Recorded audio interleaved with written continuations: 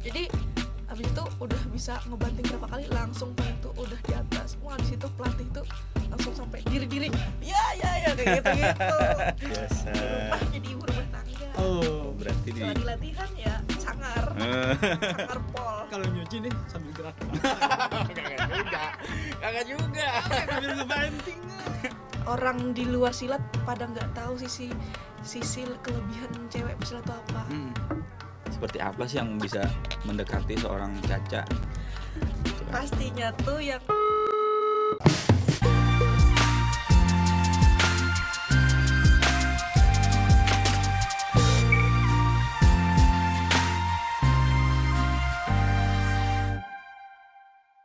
Selamat datang di Kompas TV Banjarmasin, Caca ya.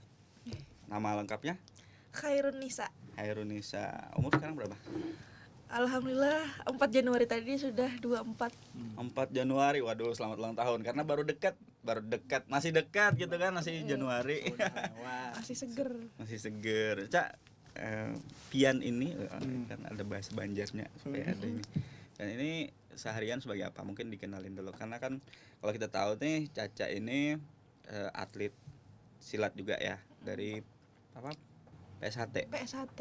Panjangannya? Persaudaraan Setia Hati Teratai. Hati Teratai. Teratai. Nah, itu atlet silat udah berapa lama di situ? Untuk latihan PSHT-nya sendiri itu dari SMP kelas 1 sekitar tahun 2011. Karena dari situ tuh berawal dari eskul. Mulai dari eskul. Berkelanjutan sampai lulus SMK masih bertahan terus ke jalur yang ke prestasinya.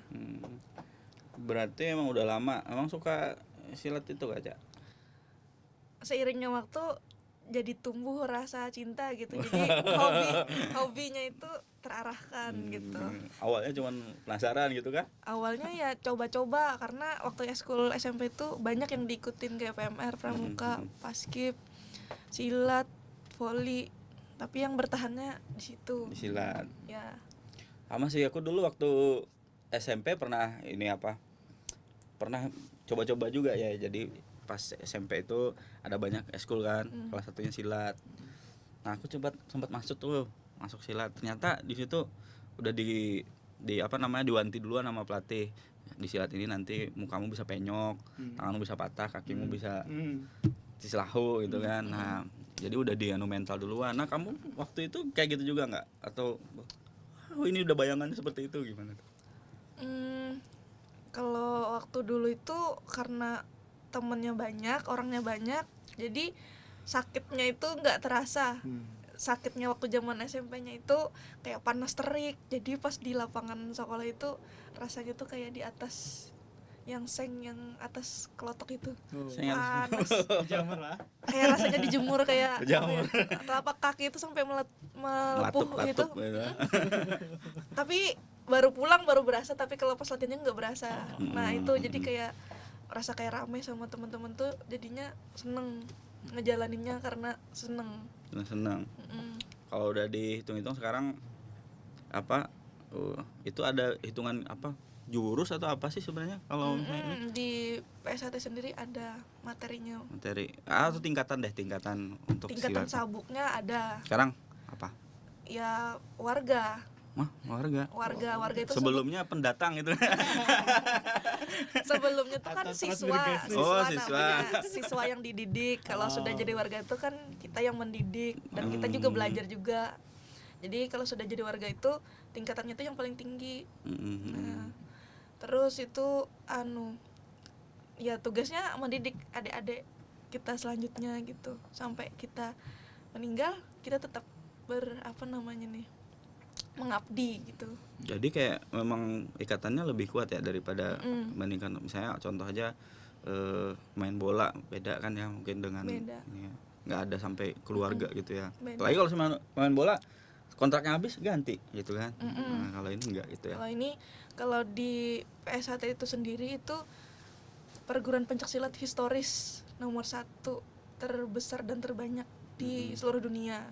Jadi beda sama pencaksilat yang pencetusnya dibuka atau didirikan tersendiri di Kalsel atau di daerah tersendiri gitu. Contohnya kayak misalkan di Banjarmasin ini yang lebih mendominan perguruan lokalnya tuh kayak Kucing Hitam, Macan Kumbang. Nah itu terkenalnya cuma di Kalsel. Beda kalau misalkan di Jatim ada perguruan apa ya, Saung Galing kah namanya itu. Nama-namanya macam nama-nama hewan. Dulu tanya sama pelatih gitu kan, kenapa nama pencaksilat ini biasanya nama-nama hewan. Kan dikira kayak cuma diolok-olok, ternyata memang ada artinya tersendiri gitu. Nah, nama hewan. Terus di silat itu apa namanya nih, dominan baju hitam karena dilihat dari zaman dulu penjajah apa namanya yang waktu zaman Indonesia, para pendekar gitu kan. para pendekar. Jadi kayak kata pelatih itu Termotivasi, terinspirasi dari waktu itu yang pembela Indonesia ini. Nah, membela dari penjajah itu latihan pemuda-pemuda Indonesia tuh. Nah, latihan bela diri malam hari, jadi biar nggak kelihatan sama penjajah itu bajunya hitam. Jadi ada kenapa jadi baju hitam itu karena buat latihannya nggak kelihatan ya. Dulu silat. Terus berkembangnya zaman adalah kayak tumbuh dari perguruan PSHT. Terus kan Persaudaraan Setia Hati ternyata itu dulunya dari Persaudaraan Setia Hati itu ada Setia Hati Winongo. Terus yang lain-lainnya juga Kerasakti, yang lain-lain. Cuman ada perguruan yang memang bajunya warna putih kayak Percaya Diri, Merpati Putih itu bajunya warna putih. Enggak tahu alasannya kenapa, tapi sebagian ada juga yang hitam, ada juga yang warna hijau kayak Muhammadiyah itu tapak suci kan punyanya warna merah, kuning identiknya. Ya mungkin sebagai identitas saya supaya membedakan. Kamu perguruan apa ya? Perguruan Unlang. Ini mah kampus. Perguruan bersilat lidah. Oh, aduh, ini bersilat lidah. Kadang dia kalau misalnya lagi keluar gitu ngakunya di sini padahal di situ gitu kan. Alasan. Terus ya memang udah sejak awal udah di PSHT ya. Sejak masuk. Sejak masuk. Gitu. Dulu pernah juga waktu awal SMP tuh karate dulu, ikut karate, baru diajakin teman ikut eskul silat. Oh, jadi sempat ikut karatenya tuh bukan di SMP 11, kan SMP-nya dulu di SMP 11 Banjarmasin. Ikut karatenya tuh di SD Santa Maria. Situ. Jadi latihan seminggu nggak bisa hafal nama-nama jurusnya. Kan Chicken bare gitu ya. Gedan bare apa gitu. Kebanyakan lah. Sama mungkin waktu itu saya sendiri yang Islam yang pakai jilbab. Jadi kayak merasa kayak diasingkan. Nah, waktu itu jadi merasa sudah nggak hafal sama bahasa Jepang kayak gitu tuh. Dikucilkan lah dari anak-anak yang itu. Nah, jadi ya udah nggak merasa kayak nggak nyaman. Baru pindah silat. Kenapa ikut karate? Dah sini aja dah sama kami, kata teman-teman. Ya udah pas dijalanin asik. Ada nggak pengalaman kamu ketika misalnya nih kamu ikut kejuaraan sering pasti kan ya? Alhamdulillah. Kira-kira udah bisa dihitung berapa kali? Wah, habis tangan ini. Iya, nggak bisa ngehitung pakai tangan. Nggak bisa ya karena udah banyak sekali apalagi udah sejak ini. Tambah ya kan. Yang pertandingannya tuh udah lupa berapa kali ikut tanding, tapi kalau kalahnya tuh bisa dihitung. Kenapa jadi lebih ingat lebih kalah? Banyak kalahnya karena itu proses buat naik gitu. Nah, maksudnya gimana tuh? Tunggu bentar kita minum dulu deh. Aku haus juga ternyata nih. Haus ini. Minum. Oh ya, tumpah-tumpah gitu. Ya kamu tuang sendiri ya. Jangan manja. Bisa aja. Teh kok. Tadi sampai mana? Sampai kenapa banyak kalahnya? Ya, kenapa jadi dan kamu kayak lebih ingat kalahnya daripada menangnya? Justru itu, seorang atlet tuh harus ingat kalahnya terus biar tetap termotivasi untuk lebih berusaha lagi. Jangan sampai puas kalau sudah menang gitu. Nah, justru kalau kita mengingat menangnya terus, itu tuh sebuah yang harus diantisipasi untuk seorang atlet. Karena mempertahankan itu tuh lebih susah daripada memperjuangkan. Sama kalau sudah menang itu juga satu tuh harga dirinya lebih tinggi gitu. Nah, apalagi kalau sudah kalah sama yang baru itu harga dirinya tuh itu makanya lebih ingat ke yang kalahnya. Sama justru yang proses yang kalahnya itu yang bikin saya belajar dan bisa bangkit gitu. Jadi memang apa ya, ya kalau kita lihat film-film kungfu gitu kan, Yeah. ketika dia kalah, misalnya jagoannya nih kalah sama musuh utama, terus dia latihan gitu kan, nah, terus untuk mengalahkan si jagoan si musuh misalnya. Bener. Gitu, kayak gitu ya jadinya. Berarti pernah ada siapa gitu yang paling membuat kamu termotivasi untuk Menang terus. menang gitu karena kamu kalah dengan dia? Boleh disebut, boleh enggak, atau ya siapa gitu kan? Atlet mana gitu.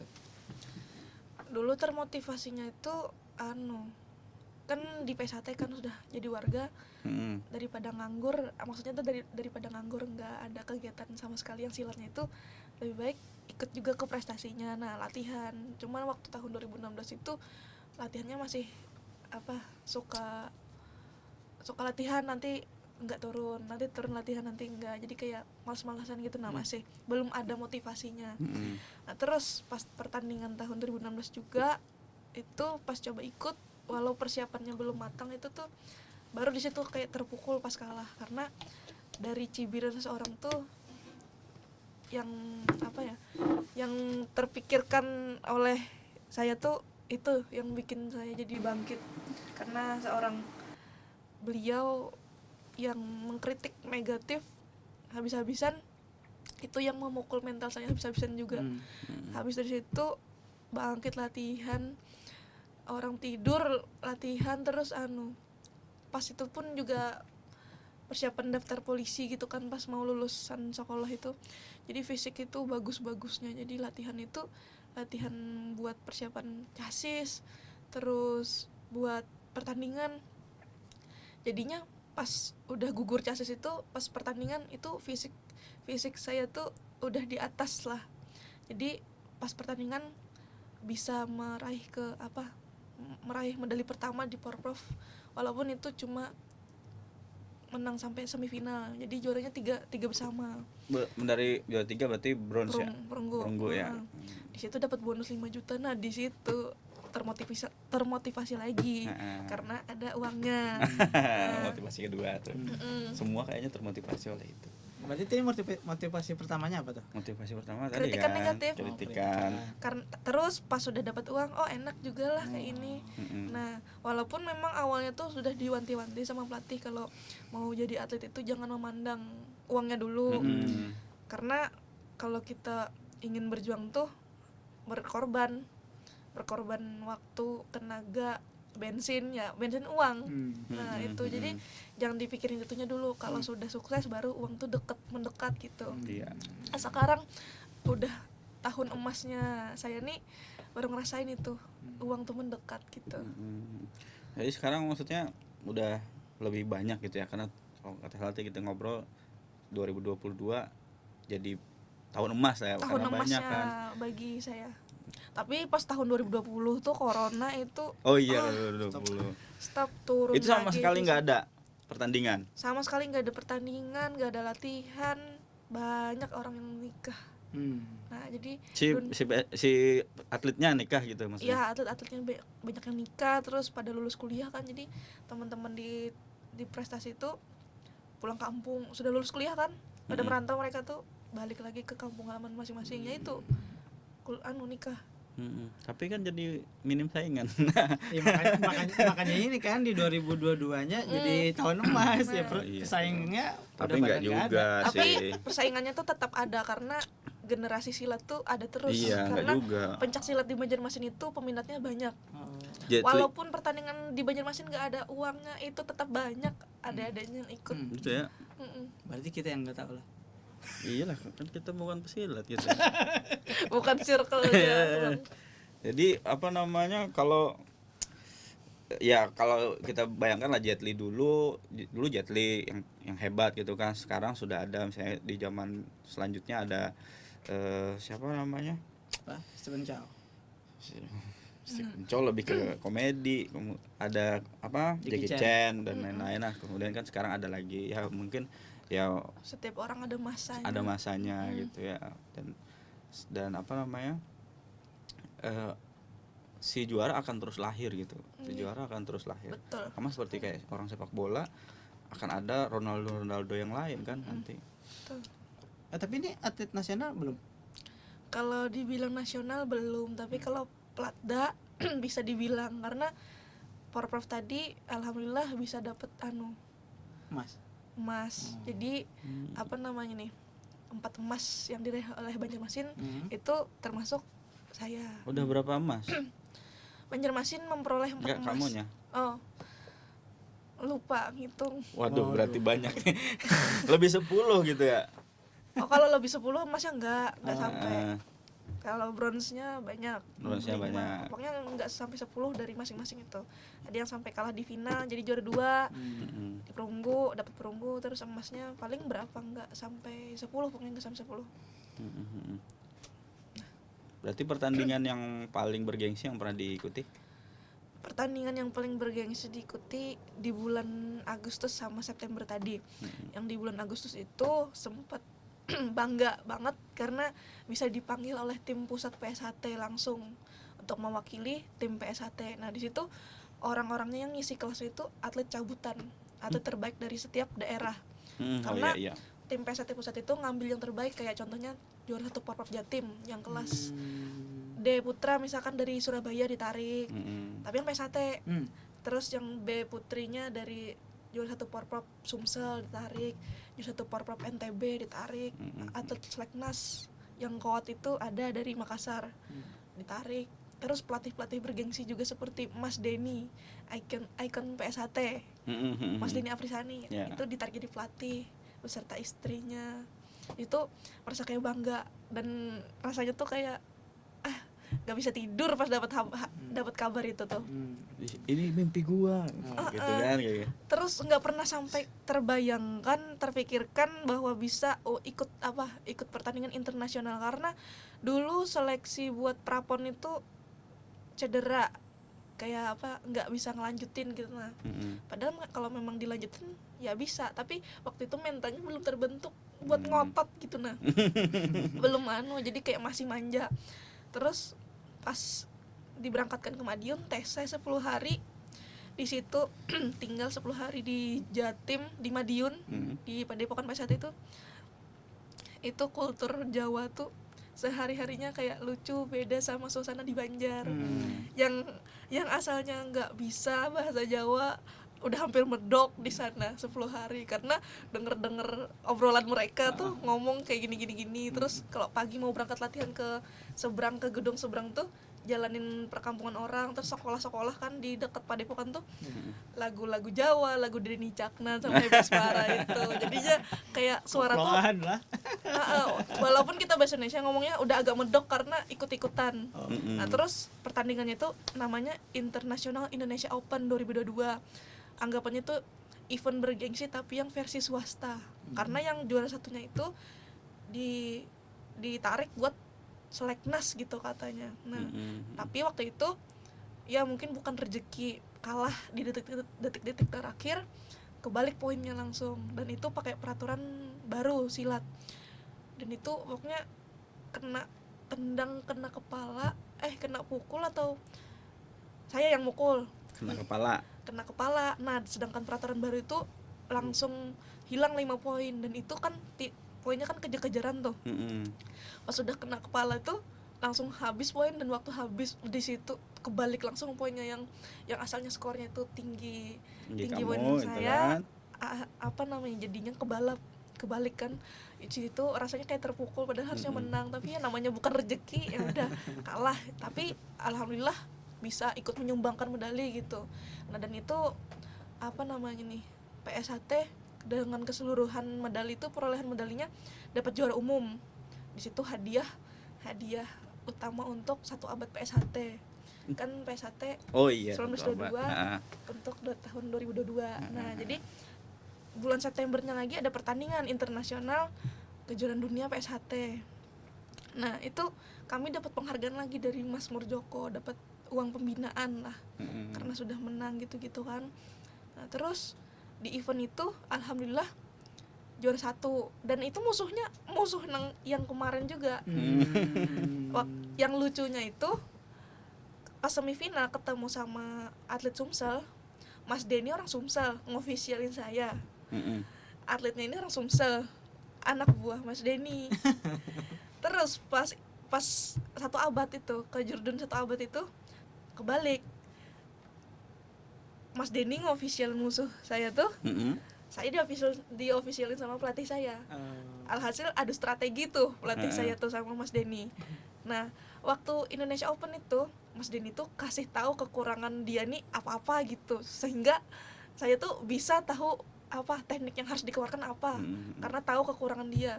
Lah terus karena Mas Denny udah mempelajari teknik saya, dikasih tahu lah sama si Anu. Saling membocorkan. Nah, saling membocorkan. Habis itu babak pertama kalah. Babak pertama kalah karena Mas Denny udah tahu sama kekurangan aku gimana. Nah, terus pelatihku mencoba mengganti strategi Ada strategi. untuk gimana caranya biar bisa mengatasi. Jadi di situ peran pelatih sekaligus official tuh untuk atletnya tuh berusaha menyemangatin atlet ketika mental udah turun, karena kalau poin sudah turun tuh mental tuh pasti turun. Sedonnya. Poinnya maksudnya tuh kayak udah jauh. Jadi kamu sambil laga ya, apa namanya sih? Sambil Tanding gitu kan, sambil ngeliatin angka gitu, sambil mikir. Angkanya bisa kelihatan, cuman kita nggak boleh harus terpaku sama poin. Gitu. Jadi cukup tugas pelatih aja kan, officialnya 2. Satu yang mengasih strategi, satunya buat yang tukang kompor-komporin jurinya biar dicatat poin sama ngeliatin itu. Oh, jadi ada tim sesnya lah. Nah gitu. Terus supporter tuh, teman-teman tuh sangat berpengaruh. Babak kedua udah mulai tipis bisa kebalap sama saya, beda 2 poin. Babak ketiga habis-habisan itu pelatih tuh kayak ngasih strategi gitu. Itu pertandingan makin panas karena Mas Denny sendiri kan bintangnya PS1 itu kan. Terus melawan Kalsel ini kan anggapannya kalau di dunia prestasi silat itu lumayan kayak tertinggal. Enggak kayak agak tertinggal jauh, tapi ada atlet-atlet bintang Kalsel yang memang sampai nasional sudah. Bisa jadi kuda hitam tapi kayak Kak Hafizi, Kak Helida. Nah itu. Nah, jadi orang tuh menarik penonton untuk nonton Mas Denny ngofisialin. Jadi habis itu udah bisa ngebanting berapa kali, langsung poin tuh udah di atas. Wah, di situ pelatih tuh langsung sampai diri ya kayak gitu. Nah, saking semangatnya lah sampai penonton tuh tepuk tangan juga, menyemangatin dari pihak sebelah, pihak kami gitu. Jadi kayak psikologi olahraga tuh penting dipelajari sama pelatih buat atlet gitu.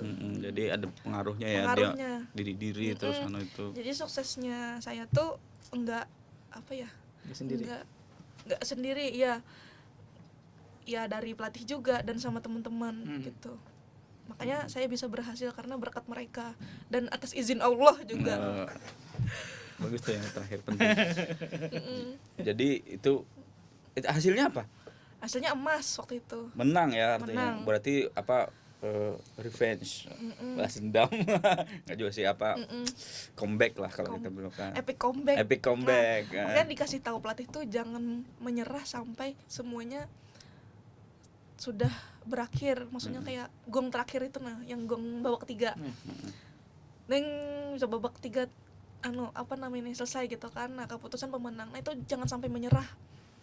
Pokoknya semua bisa kebalik kalau kita masih mau berusaha. Kan siapa tahu di tengah-tengah pertandingan ada sakit apa gitu, dia keseleo sendiri kah, kepleset sendiri terus cedera. Nah, kita kan nggak tahu, pokoknya jangan sampai nyerah. Nah, di situ yang saya ingatin dari pelatih itu sudah diatur strategi, ngingetin apa yang harus dilakukan.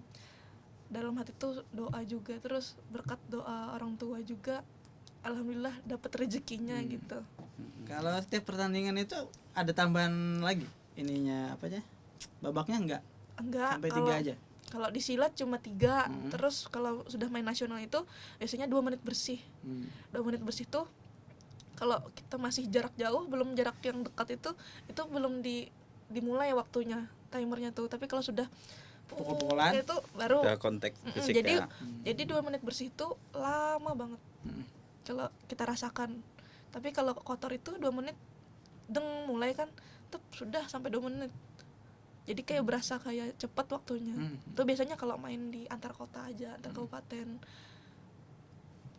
Kesepakatan dalam apa namanya nih, pas TM mau dari berbagai daerah tuh atau kontingen itu maunya gimana, bersih apa kotor gitu. Kalau bersih itu atlet-atletnya bener-bener yang sudah terlatih banget gitu. Tapi kalau kotor ya ada juga yang mau karena biar waktunya enggak habis banyak gitu. Kotor itu maksudnya permainannya kotor gitu ya atau gimana? Waktunya kotor, yang tadi yang jam apa timernya dipencet terus 2 menit jalan terus, waktunya nggak di stopin.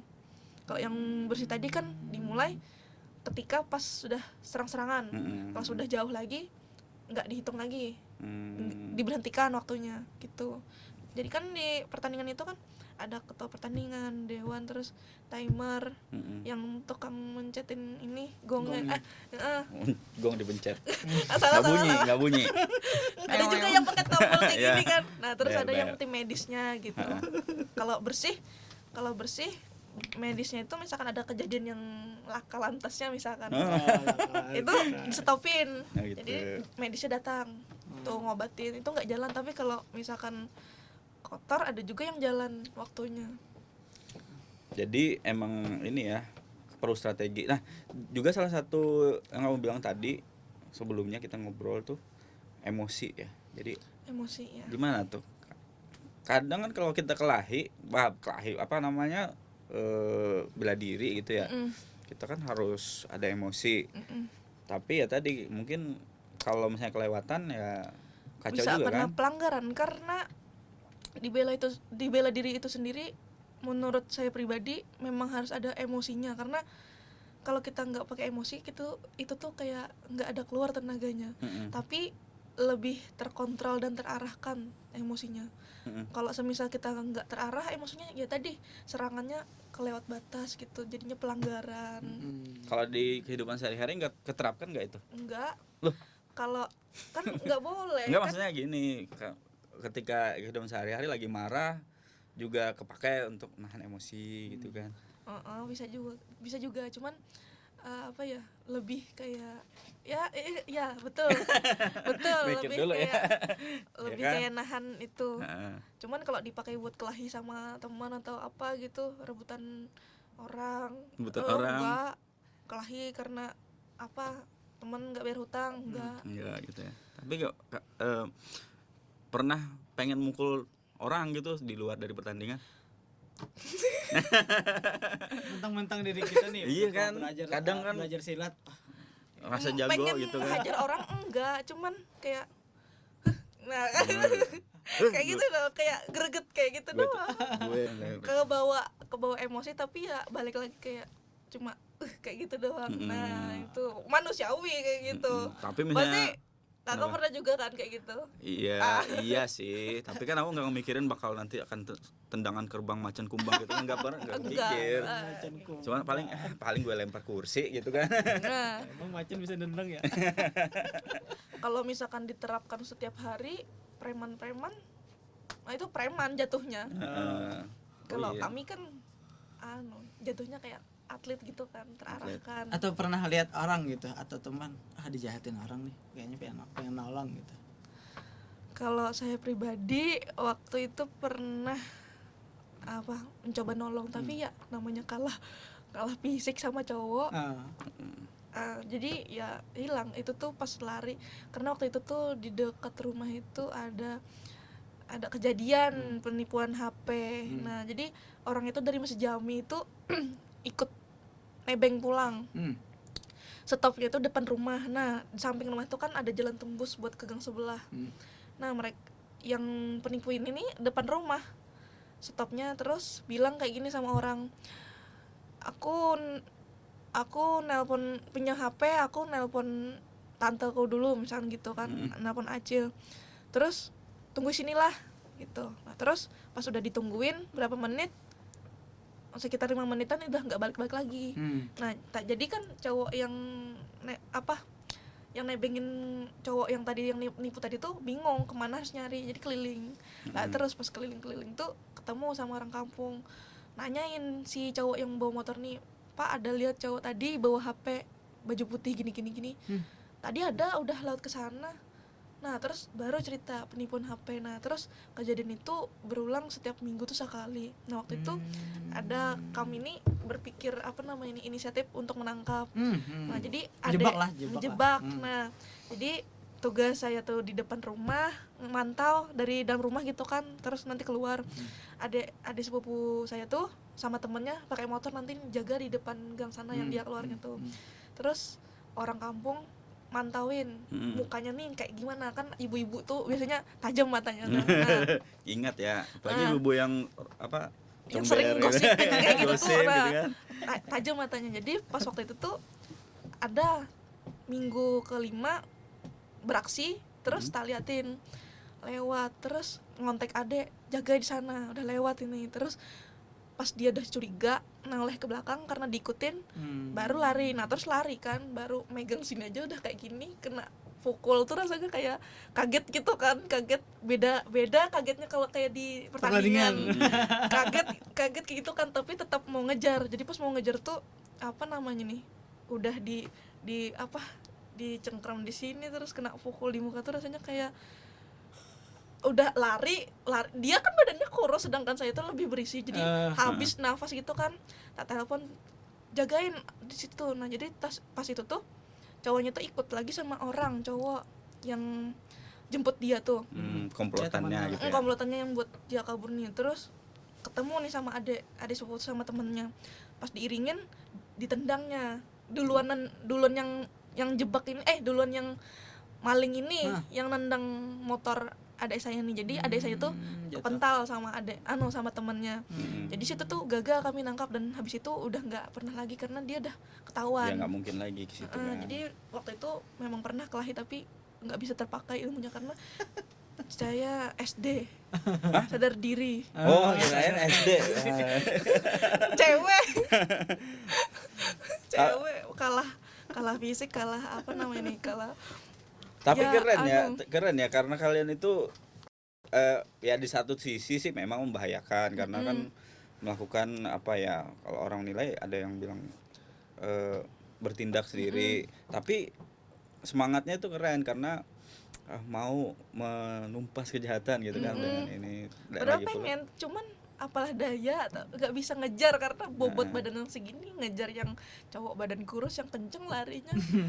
Jadi waktu itu cowok yang kehilangan HP itu rata-rata kayak sabar, ikhlas, kayak apa ya, kayak ya udah terima. Ya. Mungkin nangis cuman nangis karena kayak merasa kehilangan gitu kan. Ya cowok nangis juga hilang HP. Mungkin kehilangan kenangan di HP-nya. Kan yang HP-nya mungkin gak berharga tapi isi di dalamnya mungkin. Nah itu jadi nangis kan, terus trending topik itu di kampung. Jadi mungkin yang malingnya itu nggak berani lagi lah situ karena takut mukanya udah ketahuan, udah diingat sama orang, terus badannya tuh kan udah diingetin sama orang-orang juga postur badannya gimana gitu. Makanya tapi karena dia sering situ ya, berkali-kali ya, 5 kali seminggu sekali di hari yang berbeda dalam setiap minggunya tuh. Makanya pas minggu terakhir baru itu, soalnya pas minggu keempat, ketiga, 2 yang pertama tuh nggak sadar sama sekali karena yang si cowoknya ini kayak keliling yang bukan yang malingnya, bukan, tapi cowok yang nganterin pakai motor nih keliling nggak mau tanya-tanya sama orang. Nah pas udah sejam berlalu keliling ditanyain sama orang kampung, kamu ngapain di sini gitu kan. Mantau dulu ada yang si korban itu yang si cowok yang pakai motor yang pertama yang apa namanya yang ditumpangi. Nah tuh kejadiannya di Pakoman, di kampung saya. Nah ya kalau sekarang ngapain? Kalau sekarang ini kan karena bulan November tadi dapat emas di Porprov Kandangan. Asik. Jadi bulan ini fokus untuk program untuk seleksi daerah untuk tiket ke Prapon. Tapi belum diaturkan kapan selekdanya, tapi kalau infonya untuk Praponnya sendiri itu udah ada bulan 6 di Sumatera Utara, Aceh sama Sumatera. Kamu memang kayak mikir tanding terus ya atau gimana? Ngalir aja Kak. Ngalir ya. Kalau misalkan ada rezekinya lanjut gitu. Kalau keseharian emang apa? Kalau kesehariannya ya sebagai apa ya, dulu sebelum tesnya di Madin itu kerjanya honor olahraga guru. ya, honor guru. Terus karena mikirnya gini, karena Agustus, September, November, Desember itu banyak pertandingan, gimana off aja dulu ngajarnya. Karena sekarang kan katanya kalau honor itu dihitung SK-nya itu 2 tahun ngehonor pakai ijazah S1, sedangkan waktu itu ya masih kuliah gitu kan, percuma aja SK-nya menurut saya kan. Jadi udah off aja dulu ngehonor, fokus target ini gitu kan. Jadi jadi sambil latihan itu ngonten kayak ngerekamin gerakan sendiri sama teman-teman gitu, diedit gitu kan, teknik tendang ante gini, tendang sabit tuh gini-gini, pakai video pendek aja, enggak YouTube, enggak short ya, short video, di snack video, di TikTok, Reels IG. Itu tuh di snack video waktu itu menghasilkan uang. Jadi di ini live-nya mengarah ke konten kreator ya. Nah, ke konten kreator. Di situ kayak keenakan konten daripada kerja, karena waktu itu mikirnya gini, ke Sungai Andai ngehonor capek gitu kan, bensin terus gajinya 500 ngehonor kan, memang segitu pasarannya kalau ngehonor. Terus kalau aku ngonten 1 bulan kan misalkan $50 kan 5.000. Tapi kalau dapat viral bonus, nah itu yang luarannya yang kayak banyak, ada yang sampai dapat waktu itu 3 juta karena viewersnya tuh berapa ribu gitu kan.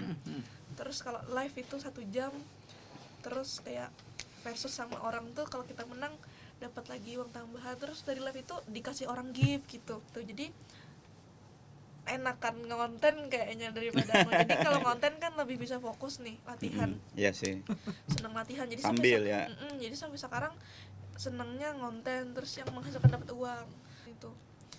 Terus ya kesadarannya bikin video latihan sendiri, diedit gitu, terus mencapai target segini-gini videonya, sebulan 15 kali video gitu, terus ada live-nya. Nah itu jadi niat mau ngehonor lagi tuh nantilah setelah keluar ijazah S1-nya. Biar dihitung gitu ya maksudnya. Jadi biar enggak, kalau butuh tim bisa nih Editor. kalau mau. Tapi ya tadi dia sambil jalan, jadi kan sambil dia latihan, sambil sambil konten gitu. editing. Video lebih ke teknik gitu. Terus kalau di TikTok tuh konten apa yang bikin bisa bikin FYP. Kalau misalkan konten kayak nyindir pesilat yang nakal, kayak nggak latihan tapi nekat mau tanding. Berarti ini sekitar persilatan aja nih kontennya. Isinya. Jadi kalau kontennya isinya kayak kecantikan tuh nggak FYP, sepi. Tapi kalau sudah kayak kontennya isinya silat, wah rame. Yang paling enak ya kalau pacaran sama silat gitu kan, bisa pacaran di pertandingan gitu, rame FYP. Komentarnya, iya kak bener banget kok bisa tahu gitu. Nah komentarnya, jadi itu yang bikin rame karena memicu orang komentar gitu. Terus kan kalau orang komentar itu kan dia ngetak temen-temen yang lain lagi, jadi banyak dilihat orang, banyak dibagikan orang, di situ FYP videonya, dan itu bikin orang-orang tuh nge-follow ke IG, dan itu sumber rezeki juga, dapat endorse gitu. Padahal dulu waktu sebelum yang di TC kan di Indonesia Open itu memang IG saya itu masih 3.000. Sekarang berapa? Sekarang kalau nggak salah 32.600 dalam waktu 6 bulan. Lebih banyak daripada Anda nih. Iyalah beda kan, ada plusnya juga nih. Ya kurangnya aja. Apa yang dikurangi? Kalau plus kan Ya, terus orang tuh pasti bertanya-tanya, kalau seorang atlet apalagi peraih medal emas gitu kan, berarti hebat kelahi gitu. Nah, kalau kesehariannya emang kayak gimana? Apakah malah sebaliknya gitu? Ya itu kalau sehariannya ya apa namanya nih, sebagai wanita biasa. Wanita biasa. Di rumah jadi ibu rumah tangga. Oh, berarti kalau di latihan ya sangar pol. Sangar pol, tapi ketika biasa ya selayaknya anggun wanita, pol gitu ya. Nyuci baju terus ya bisa sambil latihan gitu, karena uang jajan pun ya dapat dari endorsean sama. Berarti nih kalau nyuci nih sambil gerak-gerak. Kagak juga. Sambil ngebanting. Yang terpakai itu kalau ngangkat galon, ngangkat air Oh kan. iya, Nah, itu. itu kepake tuh.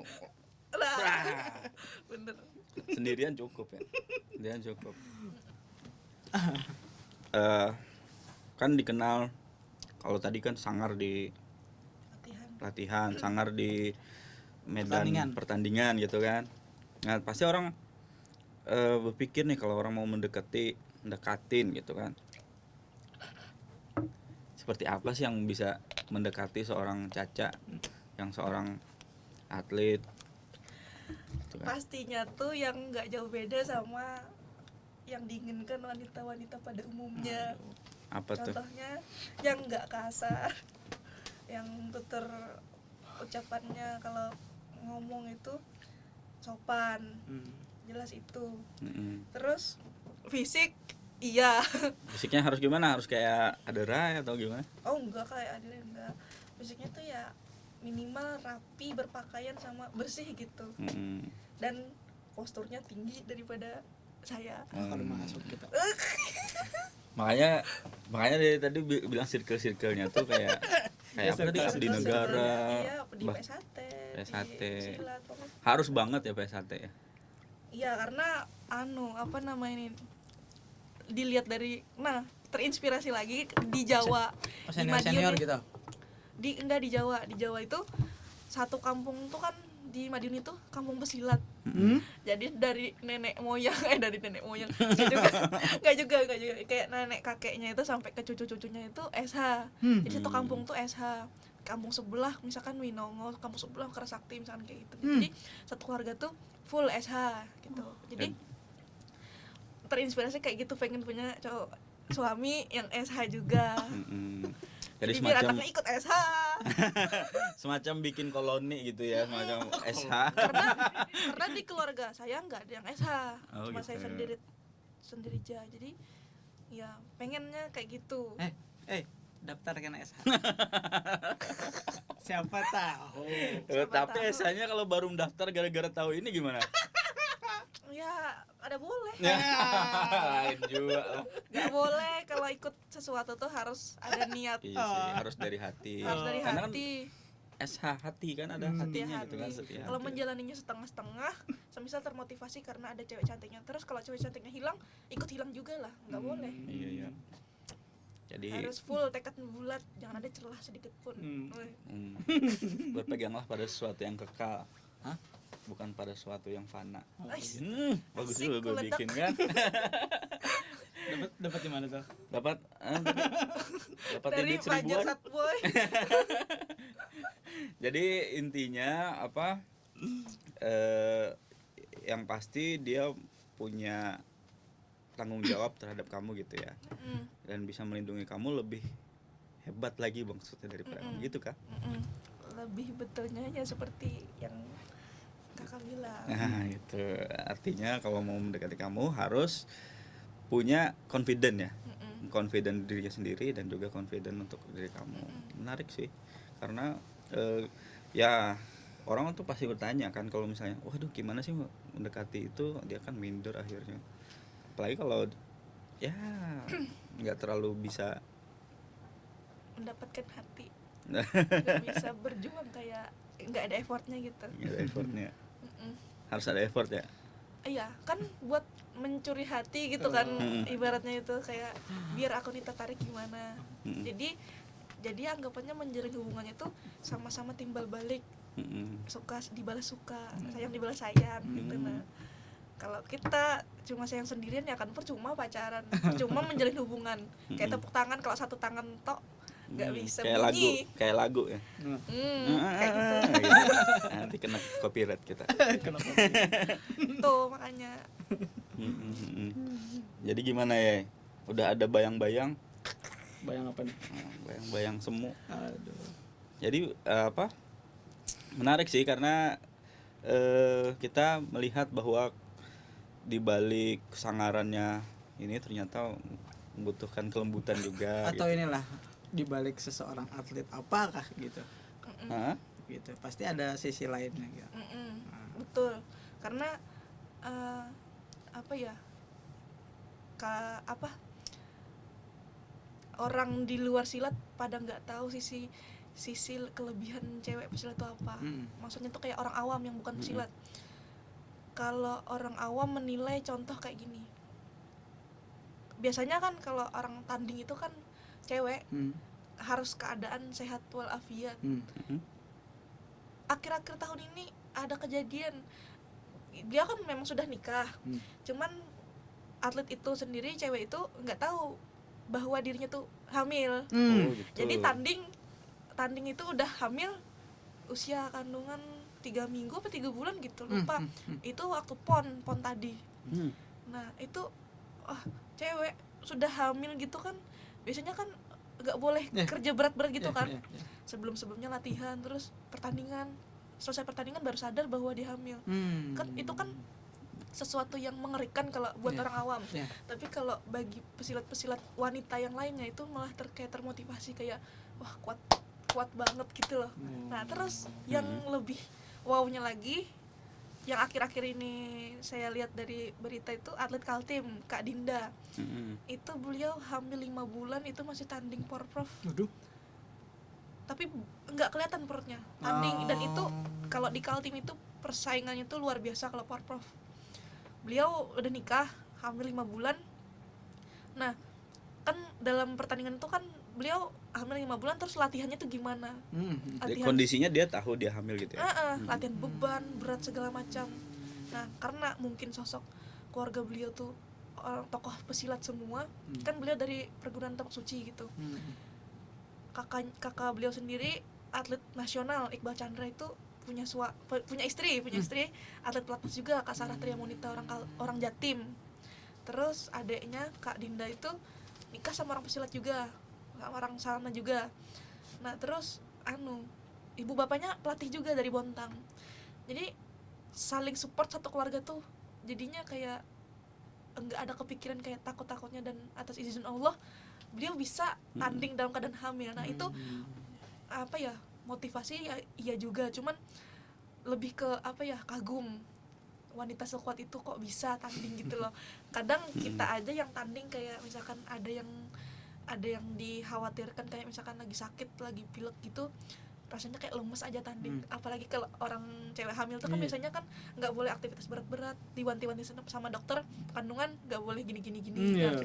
Nah, ini banyak pantangannya. Jadi malah beliau nih entah nekat atau gimana kok bisa-bisanya gitu kan. Tapi itu kata orang awam. Tapi kalau bagi pesilat cewek yang seperti kami ini menilai sangat luar biasa perjuangannya. Tapi memang ada tekniknya ya supaya itu aman gitu ya. Nggak tahu, makanya tuh bingung. Keren aja gitu pas tahu. Belum. Enggak, maksud gue gini, gitu berarti ada sesuatu yang bisa membuat itu tidak seperti yang dikhawatirkan oleh orang awam gitu Mungkin kan. karena badannya kecil jadi nggak terlalu kelihatan. Gitu. Karena memang badan beliau tuh kecil dengan postur segitu, BB kelasnya itu beda dari kami yang kelas besar. Jadi mungkin kayak nggak kelihatan perutnya besar gitu. Jadi memang mindsetnya beda ya, dan Jadi itu tidak semua bisa terus dipahami. beliau kalau di luaran itu ukti lah. Tapi kalau di tanding itu wah sangar pol. Jadi pesilat wanita tuh memang seperti itu, cantik kayak jangan dikira kayak covernya itu nih pesilat nih tomboy, enggak. Sekarang itu zamannya tuh kayak cewek tuh cantik, feminim, tapi ikut silat juga. Ada yang kayak tinju gitu kan, nggak sangar. Tapi kalau beda lagi kalau atlet dayung, atlet apa lagi lah, itu udah kelihatan fisiknya kayak laki banget gitu. Berotot lah gitu. Nah kalau di silat ini kan kayak cabur silat sendiri kan, misalkan dia jilbaban tertutup kan, ada misalkan dia pakai baju syar'i tertutup, jadi nggak terlihat sisi gelapnya di tanding tuh kayak gimana sangarnya. Nah itu yang banyak belum diketahui sama orang awam. Tapi kalau bagi orang pesilat yang seperti kami itu sekarang udah hal-hal yang udah biasa. Karena sekarang cewek itu berlomba-lomba buat ya untuk mempercantik diri, tapi tetap mempercantik diri dengan kecantikan sama di prestasinya juga ditambahin gitu. Paket lengkap jadinya. Jadi kamu pada suatu saat bisa jadi kalau di dalam rumah tangga bisa jadi the guardian, Tapi bisa jadi apa namanya? Kalau ibu-ibu apa ya, di healing dan ini kan. Dan pengayom dan pengasih sayang gitu ya. Paket lengkap tuh. Aduh. Makanya itu niatnya tuh kayak apa ya, pengen punya mencetak keluarga yang pesilat juga, jadi biar bisa ke depannya nanti jadi atlet apa, jadi pelatih buat anak sendiri yang jadi atlet nanti gitu, diarahkan tuh. Itu Kan, impiannya. basic saya kan kuliah jurusan pendidikan olahraga. Udah 50% nih, udah bisa mencakup program latihan atlet untuk anak sendiri nanti. Asik. Terus dibekali dengan dulu jadi atlet juga kan bisa mengarahkan gitu. Dulu mama gini loh. Dulu iya. mama Dulu gini mama loh. Ini medali mama. Iya dari mama. Jadi nggak usah nunjukin ini dulu si Anu dia udah langsung diri sendiri. Jadi lebih sombong. Iya. iya bisa nyombongin tiap hari jadinya. Nggak cuma kita yang disombongin jadinya. Oke deh, terima kasih Caca udah nyediain waktu di Kompas TV Banjarmasin. Tentunya banyak sih hal-hal menarik dari Caca yang kita Belum gali. apa tadi kamu bilang kita spill ya. kita telisik dan kita lihat. Tentunya kita harapkan sih impiannya tercapai. Terus lebih banyak prestasi. 2022 jadi emas, mungkin kalau di atas emas apa ya, platinum ya. Iya. Nggak ada sih kalau di medal, tapi ya Mas mungkin putih aja. Mas putih. Tapi ya tetap berjaya. ya lebih meningkat lagi 2023. Semoga Bisa kalau mempertahankan. Atau internasional. internasional ya internasional sih. Lagi Amin muda, kalau masih muda. rezekinya. Masih muda kan? Berapa tadi umurnya? Umurnya 24. Nah, masih muda, masih Ya ini. itu masih kayak masa keemasan gitu. Iya, masih emailnya apa? Email bukan jadi Sosial email. media. Sosial media. Sosial medianya IG sama TikTok sama Caca_Khairnisa, A-nya 2 yang terakhirnya. Jadi bisa kalau mau kepo soal Caca bisa di situ ya. Oke, terima kasih Caca ya atas waktunya dan sampai jumpa di lain kesempatan. See you guys.